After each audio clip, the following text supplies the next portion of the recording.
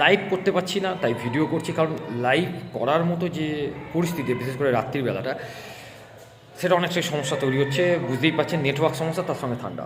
যাই হোক, বিষয়টা সেটা নয়। বিষয়টা হচ্ছে যে নতুন বছর আমি যখন শুরু করছি, বা নতুন বছর যখন শুরু করলাম আর কি, আমি আগেও বলেছি যে নতুন নতুন চ্যালেঞ্জ, যে চ্যালেঞ্জটা কি, জীবনে চ্যালেঞ্জ যদি না থাকে তাহলে সেই তাকে গ্রহণ করার সেই পদ্ধতিতেও থাকবে না। যদি আপনি চ্যালেঞ্জকে গ্রহণ করতে পারেন বা চ্যালেঞ্জকে নিয়ে কাজ করতে পারেন, তাহলে আপনি জীবনের অর্ধেকটা সময় সফলতার জায়গায় পৌঁছে যাবেন।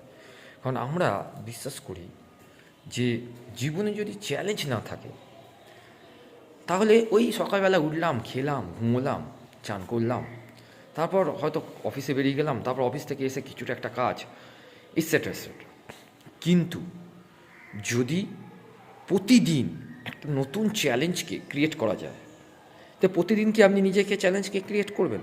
না, আপনার আশেপাশ থেকে চ্যালেঞ্জ আসবে, সেটাকে অ্যাকসেপ্ট করে নেওয়ার মতো ক্ষমতা চাই আপনার, এবং সেইটাকে নিয়ে কাজ করার মতো আপনার কাছে সেই দক্ষতা এবং এবিলিটিটা দরকার প্রথমত। এবং নির্ভয় হয়ে, মানে একদম নির্ভীক যাকে বলা হয়, যে আমি ভয় পাবো না, আচ্ছা ঠিক আছে দেখা যাক। কারণ আপনি যে কাজটায় পারফেক্ট, সেই কাজটা কিন্তু আপনার ক্ষেত্রে অনেক বেশি খেলা সামিল।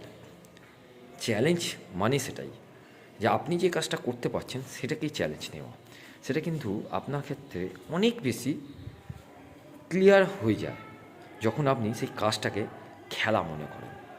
সেই রকমই আমি একটা ছোট্ট এক্সাম্পল দিয়ে দিই, যে আমি আবার বাঁকুড়ায় যাব 8 তারিখে। যে কাজটা আমি এর আগে করে এসেছি 29 তারিখে, সেখানে স্টুডেন্ট সংখ্যা অ্যাভারেজ আমার কাছে ছিল 200, এবারে সেই সংখ্যাটা বেড়ে হচ্ছে, অ্যাভারেজ হবে 400 থেকে 500, এবং একটা বড় মাঠে হবে।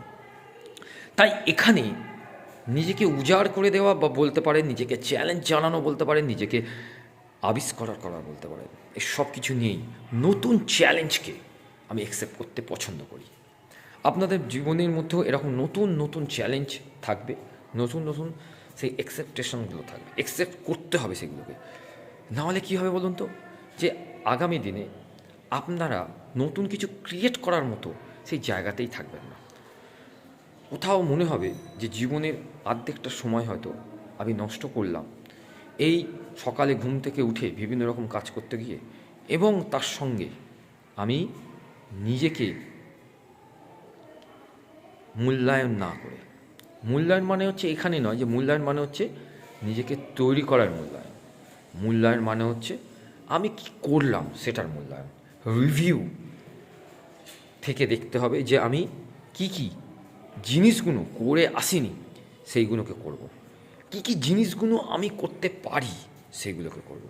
রিভিউ মানেই হচ্ছে যে কি কি জিনিসগুলো এখনও পর্যন্ত আমি অ্যাচিভ করতে পারিনি সেটাকে। অর্থাৎ প্রত্যেকটা জায়গা থেকে আমাকে মাথায় রাখতে হবে যে আমি প্রত্যেকটা কাজ করার জন্য নিজেকে সেই জায়গা অবধি তৈরি করব, যেখানে আমার ভালো লাগাগুলো আপনাদের সকলের মূল্যায়নের ক্ষেত্রে হোক, বা আপনাদের জীবনে একটা ছোট্ট হলেও দাগ কেটে দেবে। আপনাদের বাচ্চাদের মনেও একটা ছোট্ট জিজ্ঞাসা চিহ্ন দেবে, যে স্যার বা ম্যাডাম যদি এটা পারে, তাহলে আমরাও তো পারবো। অর্থাৎ তারা তো আমাদের দেখে এগিয়ে আসবে, তারা তো আমাদের দেখে ভয় পাবে না যে না স্যার ম্যাডাম পাচ্ছে না, তার মানে আমরাও পারবো না। না, তাদেরকে ভেতর থেকে সেই এনার্জিটাকে দিতে হবে, বলতে হবে আই অ্যাম দ্য বেস্ট। আর বিশ্বাস করতে হবে যে আমি বিশ্বাস করি যে আমি সব কিছু পারবো। আমি বিশ্বাস করি আমার মধ্যে সেই দক্ষতাটা আছে। আমি বিশ্বাস করি আমার মধ্যে সেই ধরনের চ্যালেঞ্জ নেবার ক্ষমতাটা আছে। আমি বিশ্বাস করি আমি সব ধরনের বাধা বিপত্তিকে অতিক্রম করে পারফেক্ট লক্ষ্যে, যাকে বলা হয় সেই লক্ষ্যে পৌঁছানোর জন্য আমি সর্বশক্তি দিয়ে ঝাঁপাবো। আমি বিশ্বাস করি আজকের দিনটা আমার কাছে খুব স্পেশাল, কারণ আজকের দিনে যেটা আমি শিখব সেটা আমার জীবনকে আগামী দিনে অনেক বেশি আগিয়ে নিয়ে যাবে।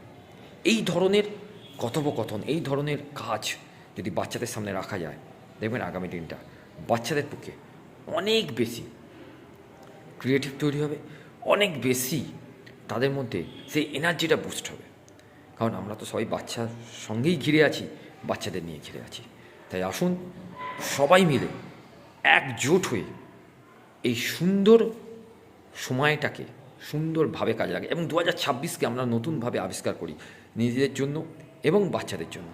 বাচ্চাদেরকে কখনোই বোরিং কাজের মধ্যে ইনভলভ করে দেবেন না, যাতে তারা একটা সময় পর ওই মোবাইলটাকে আঁকড়ে ধরে এবং যাতে বলে মা আর ভাল লাগছে না। এটা তাদের ভেতরে বিরক্তি থেকে কথাটা আসে। আর আপনি তাকে জোর করে পড়াচ্ছেন, জোর করে আঁকার স্কুল নিয়ে যাচ্ছেন, জোর করে নাচের স্কুল নিয়ে যাচ্ছেন, জোর করে যোগা করাচ্ছেন, সেটা তাদের একদমই পছন্দের বাইরে, কারণ তাদের কথা তো আপনি শুনছেন না। তাই বাচ্চাদের শৈশব চুরি হয়ে যাওয়ার আগে, বাচ্চাদের শৈশব হারিয়ে যাওয়ার আগে নতুন করে সেই বাচ্চাটাকে জন্ম দিয়ে নতুন করে বাচ্চার ভেতরের যে বিকাশটাকে সেটাকে জন্ম দিন। আজকের এপিসোড এইটুকুনি, আবার কালকে নতুন কিছু নিয়ে। Thank you.